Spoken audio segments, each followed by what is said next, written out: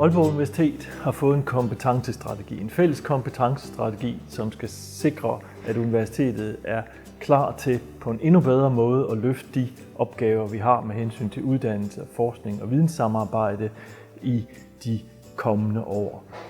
Kompetenceudvikling er noget, der skal tage udgangspunkt i de opgaver, som den enkelte medarbejder har. Vi har mange forskellige medarbejdere, og derfor bliver der tale om mange forskellige slags kompetenceudvikling. Kompetenceudvikling for de videnskabelige medarbejdere, for de administrative medarbejdere, for de tekniske medarbejdere.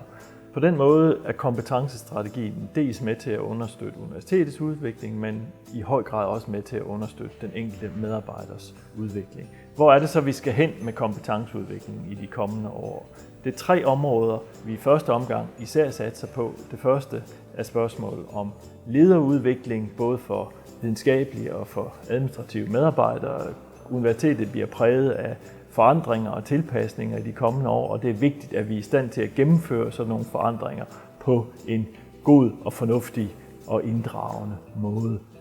Projektkompetencerne er det andet område, som vi gerne vil satse på udvikling indenfor. Projekter er jo kolossalt vigtige, både fordi forskningsprojekter typisk er organiseret i projektform på den ene side, og på den anden side er forandringsprojekter inden for organisation og administration jo også organiseret i de her projekter. Der er allerede mere end 100 medarbejdere, der har været på kursus i projektledelse, projektdeltagelse og projektstyring, og vi regner med, at et stort antal yderligere medarbejdere kommer på kursus her i løbet af 2017 og 2018. Det sidste område, vi satser på, er udvikling af undervisningskompetencer. Vi har jo haft en model for projektbaseret læring, PBL, i rigtig mange år.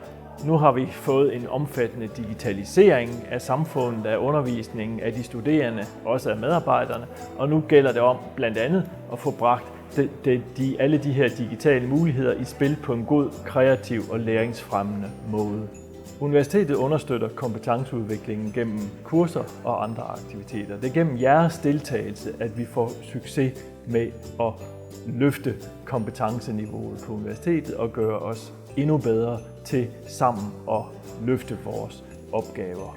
Det giver kvalitet i de ting, vi laver i dagligdagen, og det er jo i den sidste ende også det, der giver glæde ved at gå på arbejde.